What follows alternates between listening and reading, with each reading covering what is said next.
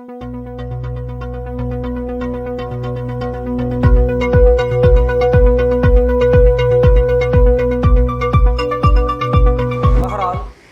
सबसे पहले स्टार्ट करते हैं हम करेक्शन से, क्योंकि करेक्शन का ताल्लुक जो है वो सही दुरुस्त अंग्रेज़ी लिखने से है। और कॉम्प्रीहेंशन और प्रेसी के सवाल में भी जिस चीज़ की सबसे ज़्यादा डिमांड है वो दुरुस्त तौर पे अंग्रेज़ी लिखना है।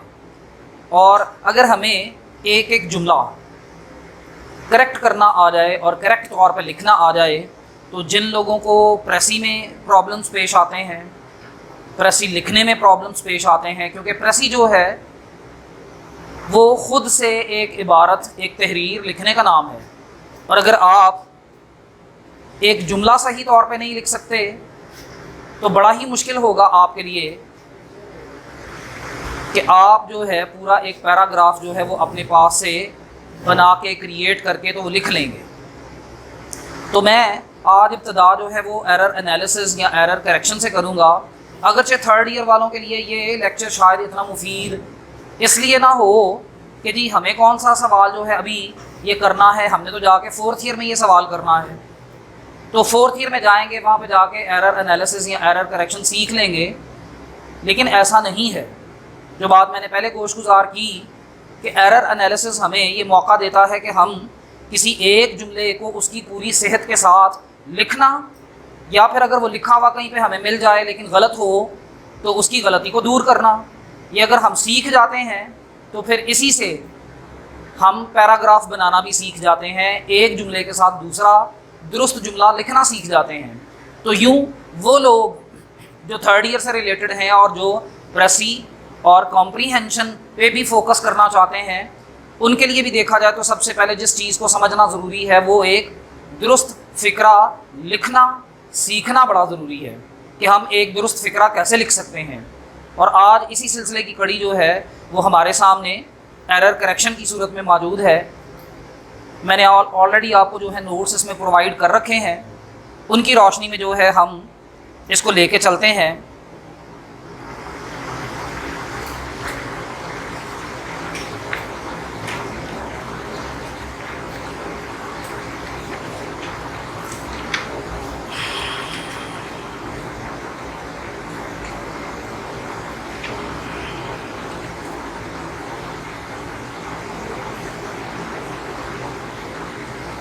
सबसे पहला सेंटेंस है, अगर आपके पास नोट्स मौजूद हैं तो मैं वो पहला सेंटेंस यहाँ पे लिख रहा हूँ।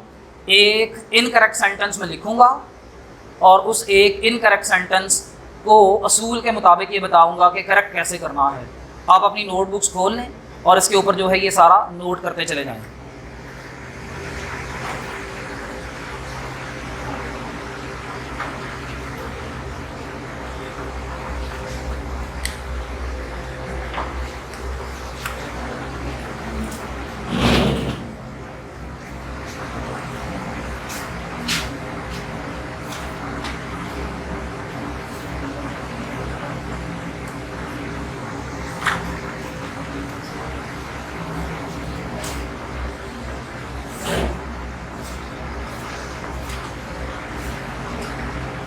आपके पास जो जुमला लिखा हुआ है वो है please pay my respect to your teacher. Respect का जो लफ्ज़ है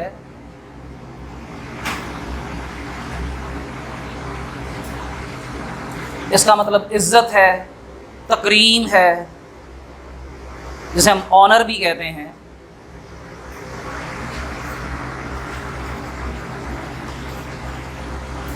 लेकिन जुमला जब आप पढ़ते हो कि please pay my respect to your teacher, समझ ये आती है कि जुमले का मतलब ये है कि अपने उस्ताद को जाकर मेरा सलाम कहो।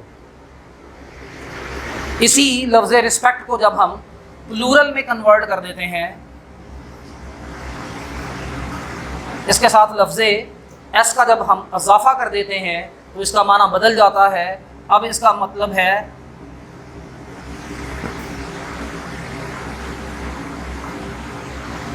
आदाब या सलाम। अब इसका मतलब क्या है आदाब या सलाम। रिस्पेक्ट का मतलब है इज़्ज़त देना, इज़्ज़त करना। लेकिन जब ये कहा जाए कि मेरा सलाम पहुंचा दो, तो फिर रिस्पेक्ट को हम प्लूरल में कन्वर्ट कर देंगे और इसे रिस्पेक्ट्स की सूरत में लिखेंगे। और जुमला क्या बन जाएगा? Please pay my respects to your teacher.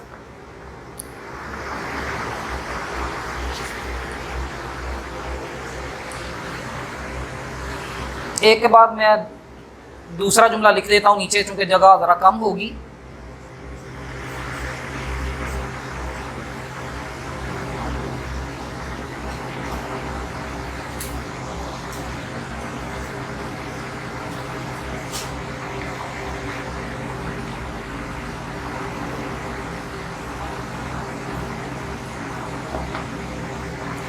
Splendid जो है वो हम शानदार को कहते हैं।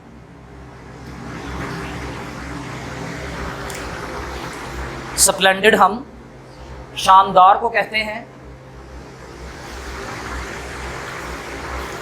सीनरीज जो है वो हम नज़ारों को कहते हैं। सीनरीज नज़ारों को कहते हैं। The sceneries of Swat are splendid.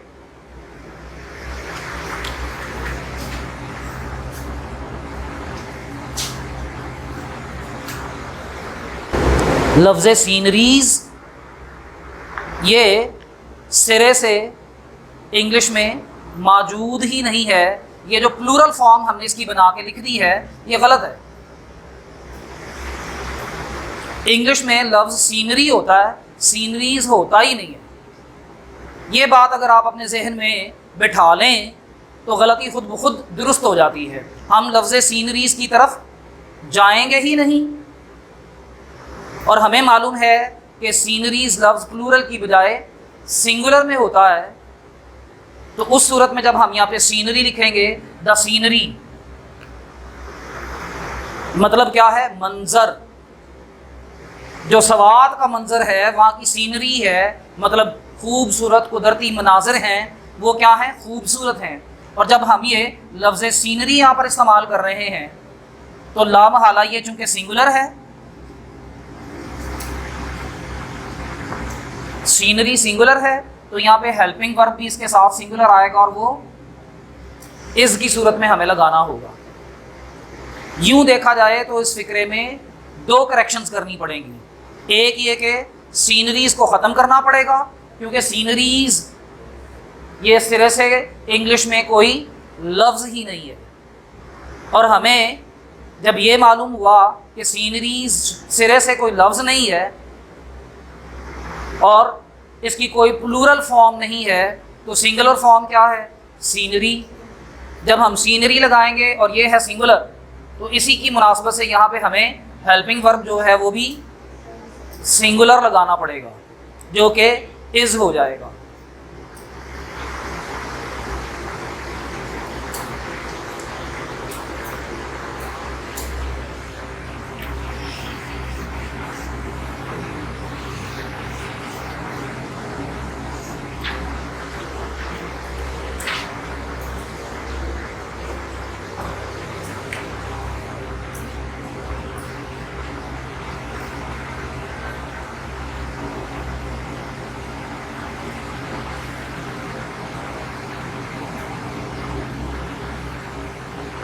He gave order to release him। जुमला पढ़ें तो यूं नज़र आता है कि जैसे कोई ऑफिसर जो है वो हुक्म दे रहा है, किसी अपने सबॉर्डिनेट को वो हुक्म दे रहा है। और हुक्म क्या दे रहा है? हिम के बारे में, किसी शख्स के बारे में वो हुक्म दे रहा है। और हुक्म क्या है? टू रिलीज़ हिम, कि उसे छोड़ दिया जाए। He gave orders, उसने हुक्म दिया। He gave order to release him। Officer ने हुक्म दिया, काहे के लिए? उस बंदे को छोड़ देने के लिए। फॉलो कर रहे हैं? अब इस तरह के अहकामात जो हैं कि कोई बंदा अगर जेल में है और उसको छोड़ देने का अगर कोई हुक्म दे रहा है, तो ये हुक्म किसकी तरफ से है? किसी ऑफिसर की तरफ से है, तो फिर लफ्ज़ ऑर्डर के साथ हम लफ्ज़ एस का इजाफा करेंगे। वैसे लफ्ज़ ऑर्डर का मतलब क्या है? हुक्म देना, लेकिन जब ये सरकारी सतह पर इस्तेमाल हो, किसी हुकूमती हुक्मनामे के लिए इस्तेमाल हो, तो वो प्लूरल की सूरत में इस्तेमाल होता है, सिंगुलर की सूरत में इस्तेमाल नहीं होता। वैसे लफ्ज़ ऑर्डर जो है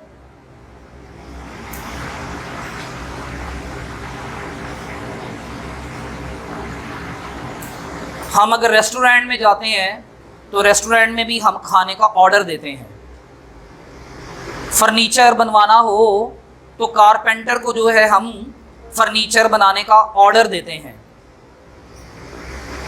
हुकूमती इस इस्तिलाह के अलावा, हुकूमती इस इस्तिलाह के अलावा कौन सी इस्तिलाह है कि आपने किसी गिरफ्तार शख्स को छोड़ना है, क्योंकि ये लफ्ज़ रिलीज़ जो है ये रहाई के लिए आता है, जेल से रहाई के लिए आता है, किसी मुजरिम को छोड़ देने के लिए आता है। तो जब फ़िक्रा पढ़ते हुए हमें ये पता चले कि लफ्ज़ ऑर्डर जो है ये कोई रेस्टोरेंट का खाने का ऑर्डर नहीं दिया जा रहा, फर्नीचर का ऑर्डर नहीं दिया जा रहा, कोई गाड़ी बुक करवाने का ऑर्डर नहीं दिया जा रहा, दीगर जितने भी ऑर्डर्स हैं, इस किस्म का कोई ऑर्डर अगर ये नहीं है, बजाय इसके कि ये कोई आम खाने का, फर्नीचर का, किसी बस गाड़ी के बुक करवाने का ऑर्डर, इसकी बजाय जब देखा जाए कि ये ऑर्डर किस चीज़ के बारे में है, किसी को जेल से रहा किए जाने के बारे में ऑर्डर है, तो उस सूरत में ये लफ्ज़ ऑर्डर जो है प्लूरल की सूरत में इस्तेमाल होगा। जैसा कि मैंने यहाँ पे एस इसके साथ लगाया, एस का इजाफा कर दिया और ये ऑर्डर्स बन गया। ही गेव ऑर्डर्स, यानी कि ये ही से मुराद कोई जज हो सकता है, कोई मजिस्ट्रेट हो सकता है कि वो ऑर्डर दे रहा है, किसको? इस शख्स को छोड़ देने का ऑर्डर दे रहा है। तो ऐसी सूरत में ऑर्डर को हम जो है वो प्लूरल की शक्ल में लिखेंगे।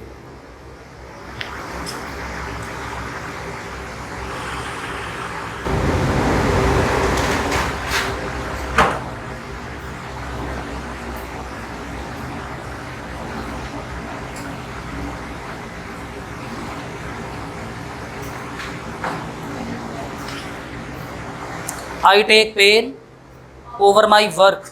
लफ्ज़ पेन को हमने वैसे भी पढ़ रखा है,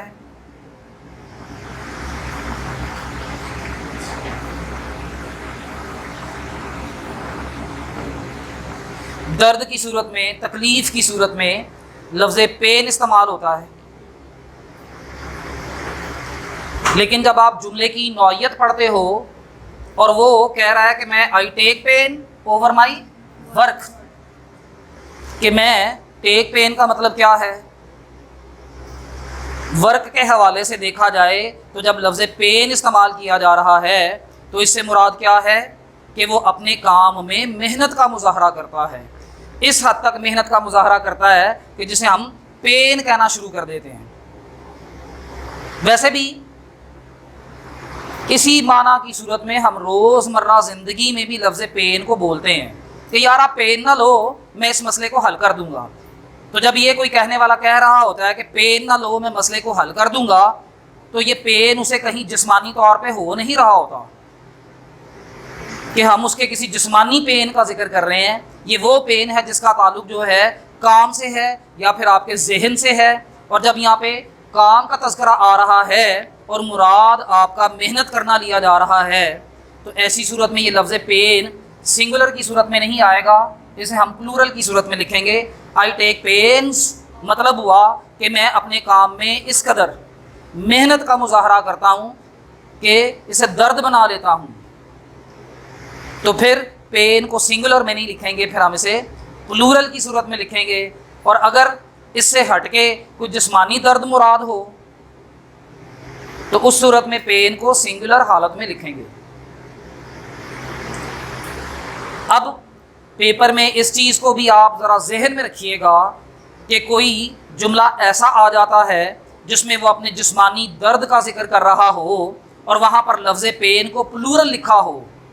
आई feel pains in my eyes. मैं जुमला लिख देता हूँ।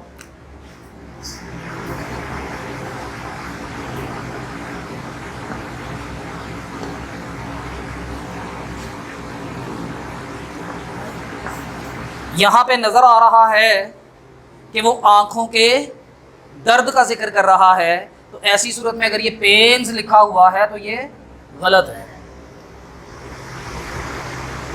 और जब लफ्ज़ पेन काम की गरज से आ रहा है तो सिंगुलर लिखा हुआ हो तो तब गलत है, उसे हमें क्या कर देना होगा, प्लूरल में चेंज कर देना होगा। I take pains over my work.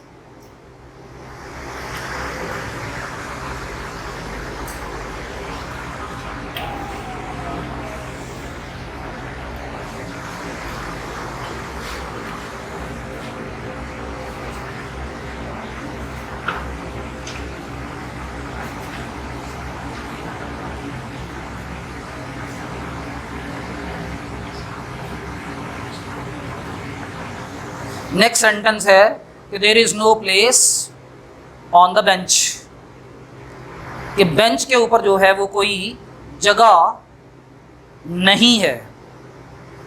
फ़िक्रे का माना एक सूरत हाल हमारे सामने लेकर आ रहा है कि जैसे एक बेंच है, कहीं क्लासेस में बेंच होते हैं, पार्क्स के अंदर बेंच लगे होते हैं, रेलवे स्टेशन पर इस तरह की इंतज़ार गाहों पे बेंचेस पड़े होते हैं, लोगों के बैठने के लिए पड़े होते हैं। और उस बेंच के ऊपर फ़र्ज़ करें कि पहले से ही 3 या 4 लोग जो हैं वो बैठे हुए हैं, ऊपर से एक और शख्स आ जाता है और वो इस तरह से खड़ा हो जाता है कि जैसे वो मुतमन्नी हो, उसकी चाहत हो कि ये मुझे भी बीच में कहीं बिठा लें, लेकिन मामला ये हो कि वहाँ पे जगह ही बेंच के ऊपर नहीं है। तो ये ऐसी किसी सूरत हाल की तरफ इशारा कर रहा है और लिखा जा रहा है कि देयर इज नो प्लेस, जैसे हम अपनी रोज़मर्रा ज़िंदगी में जगह का नाम देते हैं, वैसे भी लफ्ज़ प्लेस को हम डिक्शनरी में तलाश करें माना के तौर पे, तो डिक्शनरी भी जो माना हमें देगी वो जगह ही है, प्लेस जगह। और जब हम इसे किसी नशिस्त के लिए इस्तेमाल करते हैं, किसी बेंच वगैरह के लिए इस्तेमाल करते हैं, हत्ता के कमरे के लिए इस्तेमाल करते हैं, ये कमरा है, इसके अंदर जो है वो अगर 40 कुर्सियाँ लगी हुई हैं और 40 लोग उसके ऊपर बैठे हुए हैं और अब 41वें बंदे के लिए जगह नहीं है, तो फिर उस जगह को लफ्ज़ प्लेस नहीं लिखा जाएगा, उसको लफ्ज़ प्लेस की सूरत में नहीं लिखा जाएगा। असल में बेंच के ऊपर जगह नहीं है, इससे मुराद क्या लिया जा रहा है, गुंजाइश नहीं है। फॉलो कर रहे हैं? जब कहने वाला ये कह रहा है कि इस बेंच पे जगह नहीं है, मतलब तुम्हारे बैठने के लिए जगह नहीं है, तो इसका मतलब तुम्हारे बैठने के लिए गुंजाइश नहीं है, जगह के एतबार से गुंजाइश नहीं है। कमरे के लिए कहा जाए कि इस कमरे में तो 40 लोग पहले से ही नशिस्तों पे बरजमान हैं, तो अब 41वें के लिए बैठने की गुंजाइश नहीं है, लेकिन रोज़मर्रा और मुहावरातन गुफ्तगू में हम उस जगह को जगह ही बोलते हैं, उस गुंजाइश को जगह का नाम देते हैं कि तेरे लिए अब इसमें गुंजाइश नहीं है। मैं ट्रेन के डिब्बे में सवार होता हूँ, बस के अंदर सवार होता हूँ, बस के अंदर पहले से मौजूद एक शख्स मुझे कह देता है कि इस बस में तेरे लिए कोई गुंजाइश नहीं है, जगह नहीं है, वो गुंजाइश नहीं कहेगा। रोज़मर्रा की गुफ्तगू में मुहावरातन वो यही कहेगा कि जी बस से जगह नहीं, ट्रेन में डिब्बे में आपके लिए जगह नहीं, कमरे में जगह नहीं, बेंच पे जगह नहीं। लेकिन ये सारी जगहों पे लफ्ज़ जगह से मुराद क्या है, गुंजाइश नहीं है। तो ऐसी सूरत में लफ्ज़ प्लेस इस्तेमाल नहीं होगा, लफ्ज़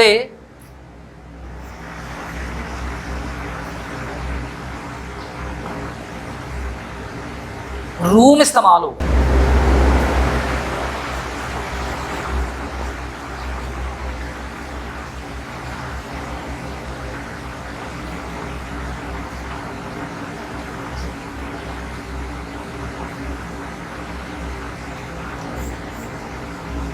there is no room in this bus for you, कि इस बस में तुम्हारे लिए गुंजाइश नहीं है कि बिठाएं तुम्हें। अब बस को निकाल के आप यहाँ पे एक रूम और लगा सकते हैं,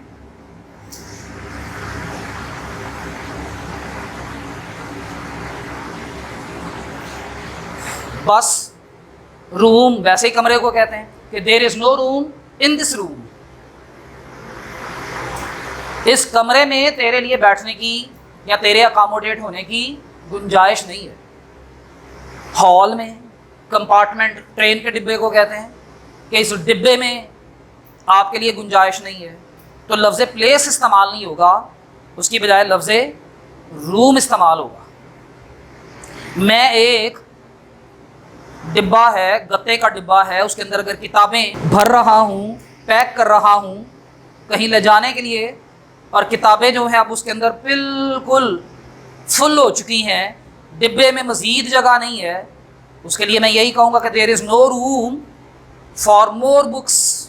ये लफ्ज़ प्लेस जो है ना, अगर आप दिल के हवाले से यूज़ करें कि there is no place in my heart for you, चल जाएगा ये जुमला, ठीक है, लेकिन फिर भी कि देयर इज़ नो प्लेस की बजाय आप उस जज्बे का खुल के इजहार करें कि there is no love, there is no respect, there is no honour, there is no pity, there is no sympathy, there is no hot emotion in my heart for you. तो प्लेस की जगह पे आप उनका इस्तेमाल कर लें तो वो ज़्यादा बेहतर होगा कि कहें कि मेरे दिल में प्लेस नहीं है, तो आप उस जज्बे को बताएं, जो भी जज्बा आपके दिल में है, ठीक है जी। There is love and there is no love, there is respect and there is no respect, there is sympathy, there is no sympathy in my heart for you.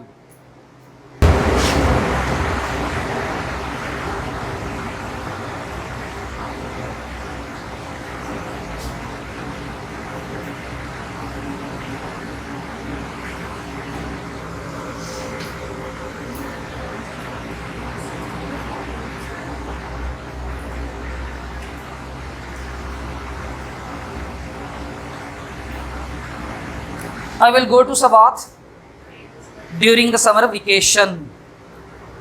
अब इस फिक्रे में जो गलती है, तर्जुमा करें तो वो समझ आएगी। करेक्शन के बाब में ट्रांसलेट करने की सलाहियत जो है ना, ये आपको फिक्रे के दुरुस्त और गलत होने का पता देगी।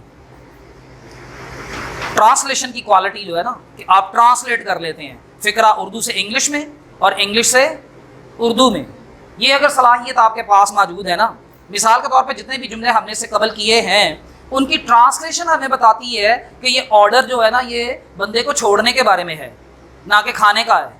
तो ट्रांसलेशन ने आपको ये बता दिया कि इसका माना, इसका तर्जुमा वो क्या है, उस एतबार से आपने उसको करेक्ट कर लिया।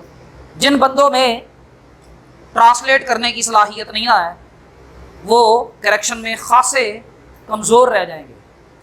अब यहाँ पे इसकी ट्रांसलेशन करें तो कहने वाला ये कह रहा है कि मैं गर्मियों की छुट्टियों में सवात जाऊँगा। अब कई गलतियाँ हमारे यहाँ उर्दू स्पीकर्स के लिए ऐसी गलतियाँ हैं जो उर्दू में से या पंजाबी में से उछल के जो है ना वो इंग्लिश में दाखिल हो जाती हैं। हम उर्दू में, पंजाबी में इसी तरह से बोलते हैं गर्मियों की छुट्टियाँ, छुट्टी का प्लूरल है छुट्टियाँ। गर्मियों की चूँकि छुट्टियाँ होती भी कोई एक तो होती नहीं है, हमारे यहाँ 2.5-3 माह की होती हैं, 2-2 माह की होती हैं। तो छुट्टियाँ अगरचे ज़्यादा होती हैं तो इसलिए हमें छुट्टियाँ ही बोलना पड़ेगा।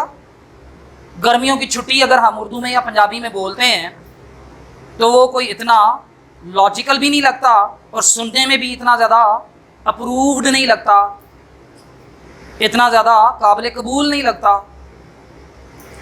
इंग्लिश में इसलिए लफ्ज़ वेकेशन छुट्टियों को बोलते हैं, और वो कह रहा है कि मैं गर्मियों की छुट्टियों में आई विल गो, मैं जाऊँगा, सवात जाऊँगा, ड्यूरिंग के दौरान जाऊँगा, कहाँ, समर वेकेशंस में जाऊँगा। तो ये समर वेकेशंस को यूँ प्लूरल में यूज़ करना जो है ये गलत है। अंग्रेज़ जो हैं वो वेकेशन को सिंगुलर ही में इस्तेमाल करते हैं। I will go to Swat during summer vacation. समझ आ गई है जी, क्लियर है। एक इसमें गलती और है, उसकी तरफ भी मैं इशारा कर देना चाह रहा हूँ। मिसाल के तौर पे कहा यह जा रहा है कि I will go to Swat during the summer vacation. बाज़ औक़ात लिखते वक्त जो है ना, कुछ लोग इस लफ्ज़ ड्यूरिंग की जगह लफ्ज़ इन इस्तेमाल कर जाते हैं। ड्यूरिंग का मतलब होता है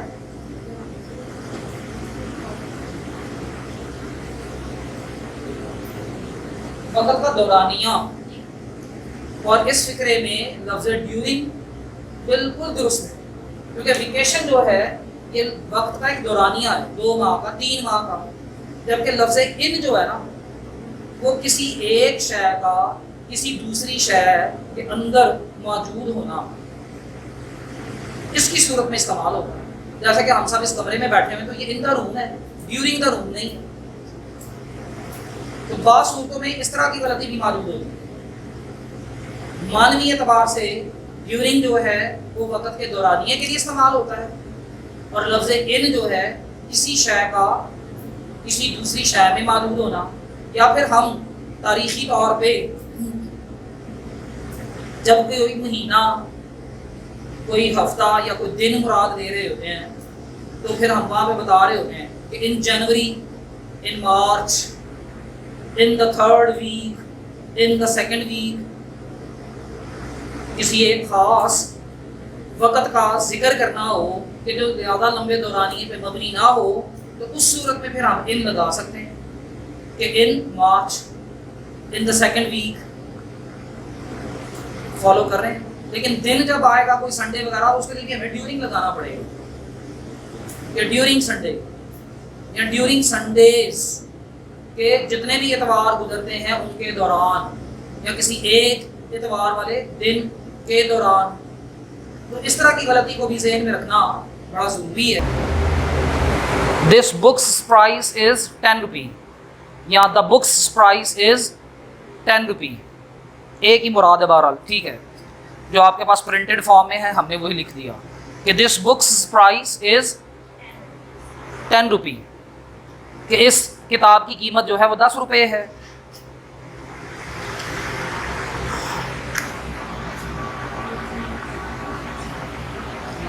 ये जो अपॉस्ट्रॉफी एस है ये बता रहा है कि किताब की मलकियत को शो कर रहा है। अपॉस्ट्रॉफी एस जब हम लगाएंगे तो इससे मुराद क्या लिया जाएगा? लफ्ज़ की, या फिक्रे में का। नहीं समझ आ रहा? हाउस अगर लिखा जाए तो क्या मुराद? घर का। जैसे जैसे लफ्ज़ होगा जमा में होगा तो के माना आ जाएगा उसका, का, की, के, इसका माना है कि किताब की कीमत। लेकिन इंग्लिश में याद रखें, ये अपॉस्ट्रॉफी एस लगाना और मलकियत शो करना। अपॉस्ट्रॉफी एस लगा के किसी बेजान चीज़ के बारे में बात करना ये गलत है, इनकरेक्ट है। इसकी बजाय हमें ऑफ का इस्तेमाल करना पड़ता है एक इबारत की सूरत में।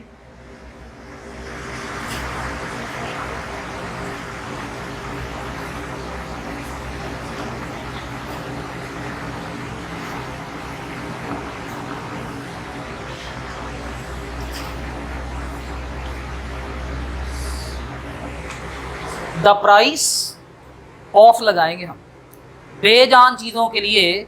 लफ्ज़ का, लफ्ज़ की का मफ़हूम देने के लिए हम इबारत को लफ्ज़ ऑफ से बनाएंगे, जैसे कि ये आपके सामने मौजूद है। यानी कि the price of this book होगा, दिस बुक्स प्राइस नहीं होगा।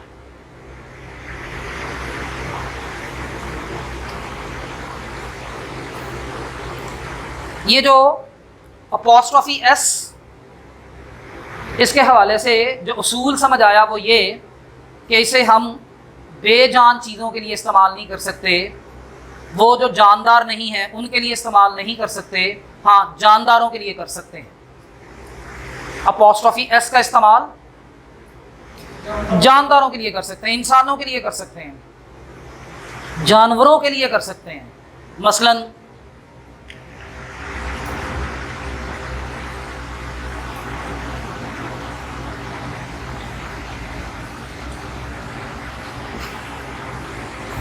द हॉर्स लेग, ये दुरुस्त है।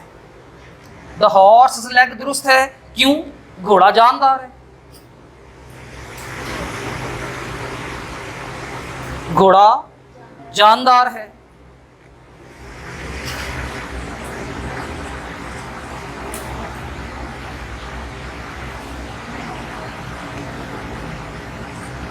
अकरम्स हाउस, अकरम का घर। अगरचे इन दो जुमलों को, इन दो इबारतों को हम ऑफ से बना सकते हैं, मतलब the leg of the horse या फिर द हाउस ऑफ अकरम, लेकिन ये इतना मुनासिब नहीं समझा जाता। इसे हम गलत तो करार नहीं देंगे, लेकिन इतना अप्रूव्ड भी करार नहीं देंगे, इतना हर दिल अजीज भी करार नहीं देंगे।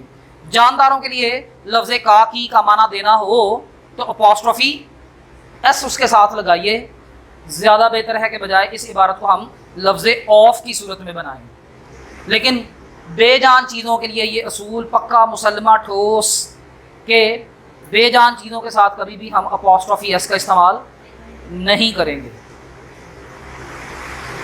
समझ आ रही है जी? इसी फिक्रे में एक गलती जो है वो और भी है, वो भी बड़ी अहम गलती है। उसका ताल्लुक जो है 10 रुपीज़ से है। रुपी जो है ना, ये पाकिस्तान के अंदर करेंसी की पैमाइश की इकाई है, करेंसी की पैमाइश का यूनिट है। जैसे कि अमेरिका के अंदर करेंसी की पैमाइश का यूनिट क्या है? अमेरिका में करेंसी की पैमाइश का यूनिट डॉलर है। जो हमारे बच्चे फ्रीलांसिंग का काम करते हैं उन्हें पता है कि बाहर से पैसे डॉलर्स में आते हैं। अगर वो यूके के साथ कोई इस तरह से बिजनेस या कुछ कर रहे हैं तो वहाँ से पैसे पाउंड्स में आते हैं।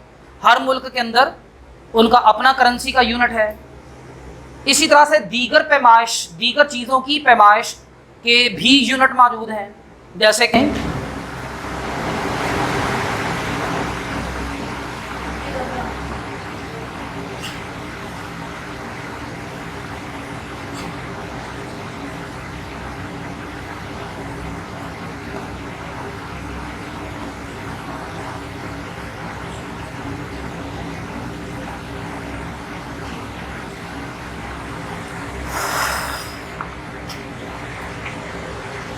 ये बड़े कॉमन से यूनिट्स हैं जो मैंने लिखे हैं सामने। किलोग्राम पैमाइश में है।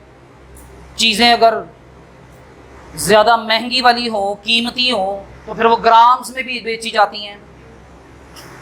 जैसे ज़ाफ़रान है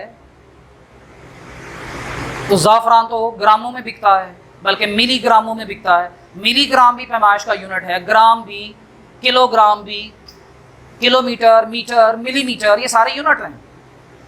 पाउंड, एक तो ये बरतानिया में करेंसी भी है पाउंड, और दूसरा हमारे यहाँ जो केक वगैरह लेने बेकरी पे जाते हैं तो कहते हैं नहीं कितने पाउंड, तो ये भी यूनिट करेंसी का भी है। हमारे यहाँ बेकरी की आइटम्स की पैमाइश का यूनिट भी है।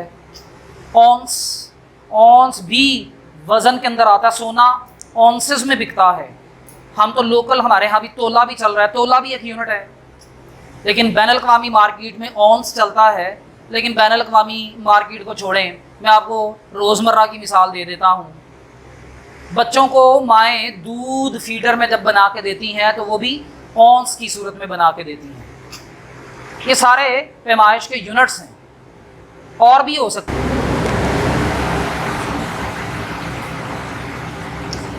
फैदम है, समंदर की गहराई मापने का यूनिट फैदम बोला जाता है।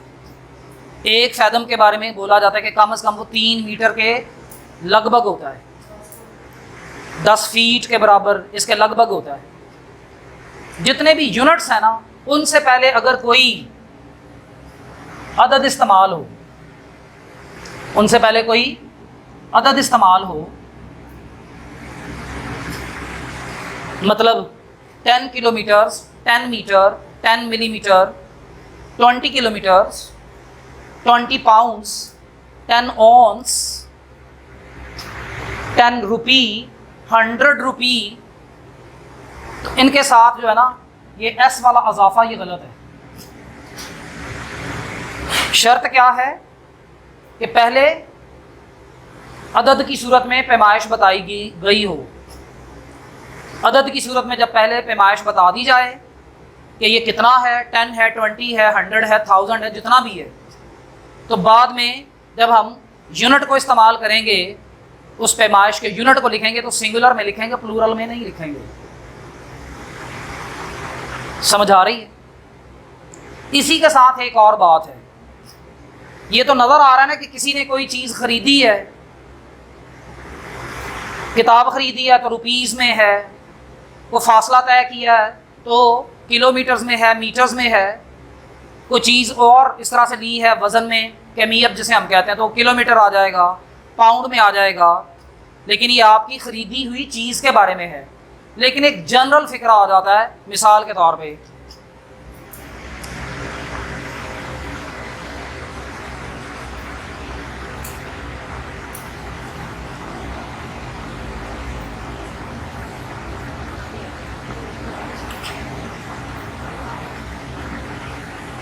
क्लॉथ इज सोल्ड, कपड़ा बेचा जाता है। यार्ड भी पैमाइश है और ये गज़ को कहते हैं। कपड़ा बेचा जाता है गज़ों के हिसाब से। अब यहाँ पे आपने चीज़ खरीदी नहीं है और ना यार्ड से पहले कोई अदद मौजूद है। अदद तो तभी मौजूद होगा ना कि आप बताएंगे कि मैंने 10 यार्ड खरीदा है, 100 यार्ड खरीदा है। आप तो जनरली वैसे ही बता रहे हैं कि कपड़ा किस हिसाब से बिकता है, गज़ों के हिसाब से, तो तब फिर यार्ड के साथ एस लगाएंगे। फासला मापा जाता है जी, डिस्टेंस इज मेजर्ड, फासला मापा जाता है किसके हिसाब से, मीटर कह दें, किलोमीटर्स कह दें।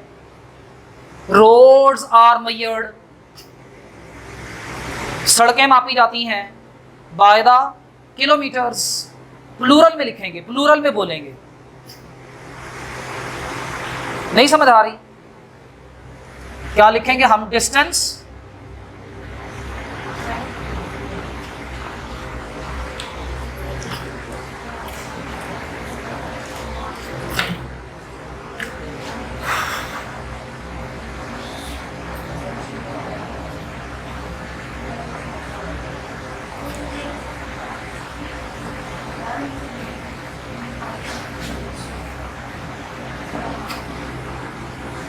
फासला किस में मापा जाता है? किलोमीटर्स में मापा जाता है। आप खरीदी गई, मापी गई किसी चीज़ का नहीं बता रहे। अगर आप ये बताएं कि लाहौर गुजरांवाला से इतने किलोमीटर है तो लिखना पड़ेगा 100 किलोमीटर, तो फिर 100 किलोमीटर होगा, 100 किलोमीटर्स नहीं होगा। केक जो है वो मार्केट में पाउंड्स के हिसाब से बिकता है, तो cake is sold by the pounds.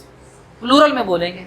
जब मैं बताऊं कि मैंने केक इतने पाउंड ख़रीदा है तो उससे पहले मैं अदद बताऊंगा ना कि कितने पाउंड ख़रीदा, 2 पाउंड, 10 पाउंड, तो फिर पाउंड के साथ एस लगाने की ज़रूरत नहीं है।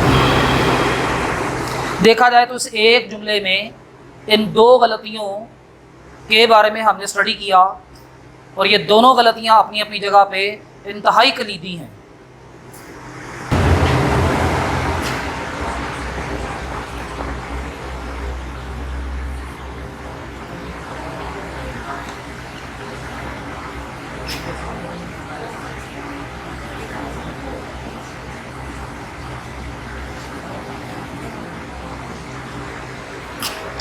He is one of the best boy in his class.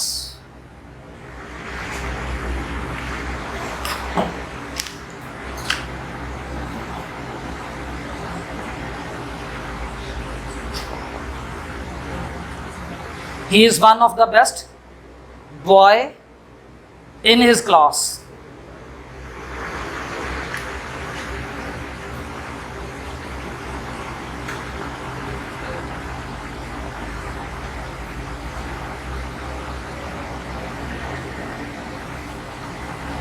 इस जुमले को समझाने के लिए एक जुमला मैंने और लिख दिया कि he is the best boy in his class. नीचे वाला जुमला उस लड़के के बारे में बता रहा है कि वो लड़का अपनी क्लास का बेहतरीन लड़का है। ये जुमला भी इंतहाई कलीदी जुमलों में से है और अमूमन जो लोग सेल्फ राइटिंग करते हैं, करना चाहते हैं, उनके यहाँ भी ये जुमला अक्सर लिखा जाता है। जैसे कि ये लिखा है ना, ही is one of the best boy, तो अमूमन हम लिखते हैं कि ही is one of the best writers. हम राइटर के बारे में इस तरह का जुमला लिख रहे होते हैं। He is one of the best playwrights, dramatists, novelists, poets. He is one of the best poets लिख रहे होते हैं। इस फिक्रे में और इस फिक्रे में मानवीय एतबार से फ़र्क है। यहाँ पर हम उसी लड़के का, सिर्फ और सिर्फ उसी लड़के का जिक्र कर रहे हैं कि वो लड़का जो है ना, वो क्लास का बेहतरीन लड़का है, मतलब उस जैसा कोई और लड़का है ही नहीं। लेकिन ये जुमला कह रहा है कि वो लड़का क्लास का सिर्फ अकेला बेहतरीन लड़का नहीं है, और भी बेहतरीन लड़के हैं और उनमें से वो एक है। क्या है कि ही इज़ वन, वो है एक, किन में से? Of the best. यहाँ पर ये बॉय खुद ब खुद समझ आता है, ये सिंगुलर में नहीं लिखा जाएगा। कभी ऐसा माना हो सकता है कि एक में से ही एक लड़का बेहतरीन हो, एक में से ही एक लड़का बेहतरीन नहीं होगा, लड़कों में से एक लड़का बेहतरीन होगा। तो हमें इस इबारत में इसको बॉयज की सूरत में लिखना पड़ेगा। ये बड़ी कलीदी गलती है। ये छोटी छोटी गलती है, कहीं एस लगाना है, कहीं एस काट देना है। ही is one of the best boys होगा ये, क्योंकि माना इसका ये वाला नहीं है। इस फिक्रे में हम तने तनहा एक लड़की की बात कर रहे हैं और यहाँ पर उसके साथ उसके दीगर उन क्लास फेलोज का जिक्र कर रहे हैं जो के बेस्ट के दायरे में आते हैं। वो अकेला क्लास का बेस्ट नहीं है, उसके साथ और भी बेस्ट मौजूद हैं, और वो उनमें से क्या है? One. He is one of the best boys. ये फिक्रा अपनी जगह पे दुरुस्त हो गया एस लगाने से, बॉय के साथ एस लगाने से, और ये वैसे ही एस लगाए बगैर ही ठीक है।